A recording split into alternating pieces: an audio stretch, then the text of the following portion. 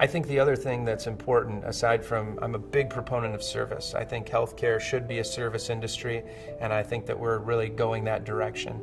I think the other thing that I've found very valuable throughout my training has been also focusing on the clinical research side of things and the basic science behind it. It's very easy to get sucked into clinical practice, and the focus is get busy. We're surgeons, we get paid to operate, but there's a whole other side to it, and oftentimes that's still stuck in some of these academic models at these big centers.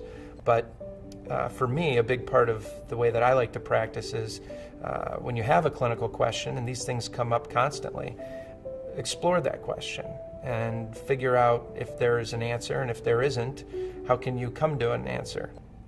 And so we deal with this a lot, and part of my fellowship down at Rush was actually looking at things like corrosion and metal ions and all these things that you maybe don't hear a lot about, but are real issues. And so I've been fortunate enough to continue that work going into the community, and we're expanding on that. And so we actually are continuing to evolve our research, and even in a community hospital, I think there's a huge opportunity to do that because, frankly, there's good patient volume, and the research component, I think, is important and translate into clinical practice.